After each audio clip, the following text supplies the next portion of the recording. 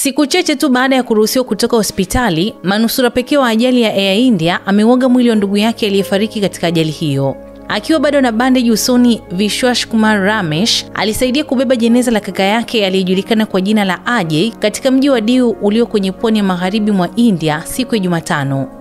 Waombolezaji walijaza mitaa kumwaga kaka wa mfanyabiashara huyo kutoka Uingereza ambaye alikuwa ameketi safu chache kutoka kwake siku 6 zilizopita wakati ndege ya AI-171 iliyokuwa ikielekea London ilipoanguka Ahmedabad.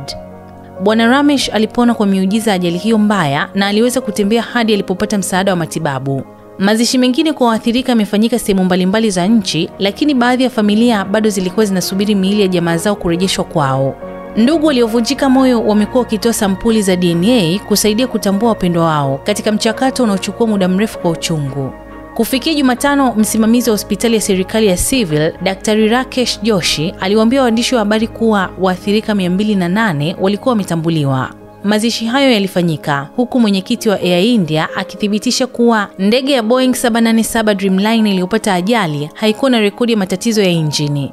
Katika mahojiano na kituo cha habari cha Times Now cha India, Natarajan Chandrasekaran alisema injini ya kulia ya ndege ya AI-171 ilikuwa mpya ikisanikishwa mwezi Machi mwaka 2025 na injini ya kushoto ilifanyiwa ukarabati mwaka 2023.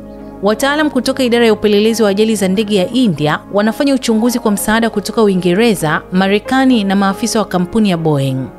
Baada ya ajali hiyo, mdhibiti wa usalama wa anga wa India aliagiza uchunguzi wa kina zaidi kwenye ndege ya Boeing 787 zinazoendeshwa na Air India. Mamlaka ya usafiri wa anga DGCA ilisema Air India imegairi safari 83 za ndege kubwa, ikiwa ni pamoja na 66 za Dreamliner tangu ukaguzi huo mpya uanze.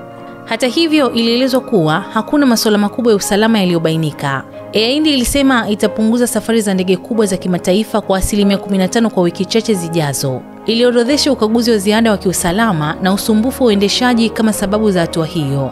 Katika taarifa, shirika hilo limesema ukaguzi umekamilika kwa ndege 26 kati ya 33 aina ya Boeing 7878 na 7879 na zote 26 zimeruhusiwa kuendelea na huduma.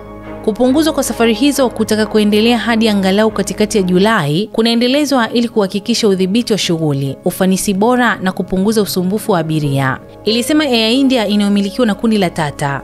Ndege zilizobaki zitakaguliwa katika siku zijazo na ukaguzi wa ziada pia unapangwa kufanyika kwa ndege aina ya Boeing 777. Air India iliongeza. Mimi ni Bahati Limo na hii ni Simulizi na Sauti.